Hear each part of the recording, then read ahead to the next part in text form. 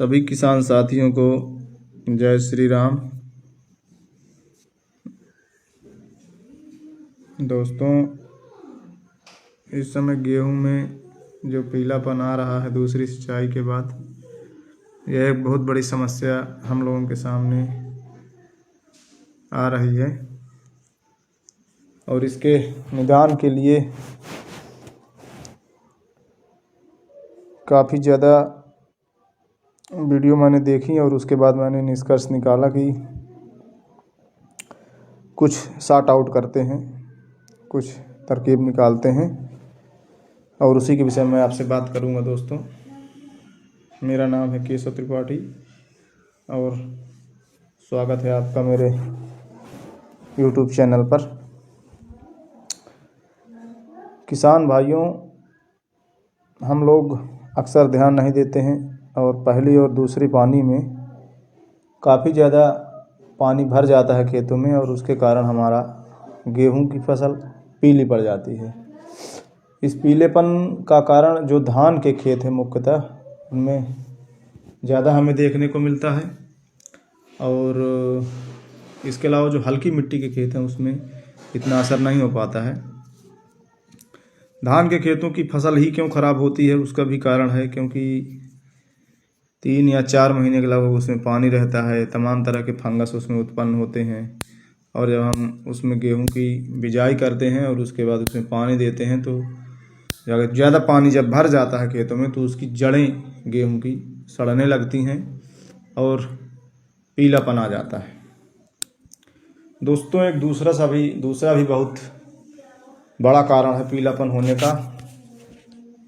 जब हम पानी लगाते हैं, मौसम का पूर्वानुमान हमको नहीं रहता और पानी लगाने के बाद 1 हफ्ते 10 दिन तक अगर मौसम साफ़ ना हुआ, उसी तरह गलन बनी रही, कोहरा पड़ता रहा, तो उसी नमी के कारण जो है पौधों में पीलापन आ जाता है।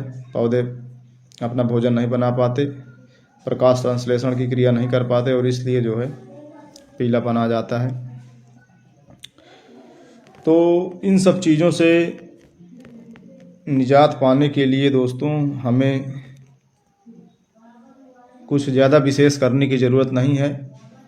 हमें बहुत ही सावधानी के साथ अपने धान की फसल में, धान के जो खेत हैं हमारे, जिस काली मिट्टी के खेत हैं, उसमें हमें ज़्यादा पानी नहीं भरना है, बहुत ही हल्का पानी देना है। पहला और दूसरा पानी में हमें विशेष सावधानी बरतनी होगी। बहुत ही हल्का पानी दीजिए, पानी खेतों में भर न जाने पाए। और उसके बाद हम पहली खाद यूरिया 1 किलो 1 बोरी प्रति एकड़ और उसमें जिंक और सल्फर मिला करके प्रयोग कर सकते हैं। और दूसरी खाद के डोज के विषय में मैं आपको बताऊंगा कि अगर पीलापन ज़्यादा पकड़ रहा है तो आप दूसरी खाद में आप जो है लगभग 30 किलो प्रति एकड़ के हिसाब से यूरिया और उसमें 1 बाल्टी सागरिका जो सीवीड एक्सट्रैक्ट आता है उसको आप मिक्स करके और उसमें आप अपने खेतों में डाल सकते हैं, जिससे आपको बहुत ही बेहतर रिजल्ट मिलेगा। दोस्तों, मौसम हमारे हाथ में नहीं है, लेकिन मेहनत हम कर सकते हैं। सिंचाई में मेहनत करेंगे तो उससे पानी कम भर जाएगा खेतों में, तो उसमें से कुछ चांस कम होंगे पीलापन होने के। और इसके अलावा हमें दूसरी डोज भी देनी पड़ेगी। जब तक हम दूसरी डोज नहीं देंगे पीलापन कम नहीं होगा।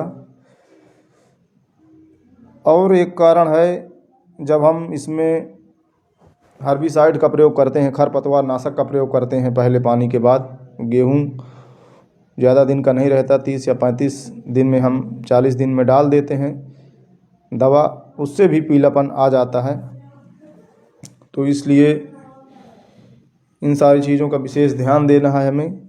बहुत सारे किसान भाइयों का कमेंट आ रहा था कि गेहूं में पीलापन कैसे आ रहा है, इससे क्या निदान है।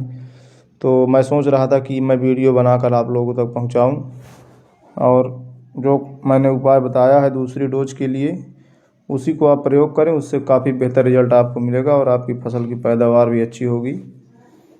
वीडियो में रोज़ नई जानकारी के लिए जुड़े रहें मेरे YouTube चैनल से। धन्यवाद दोस्तों, जय श्री राम।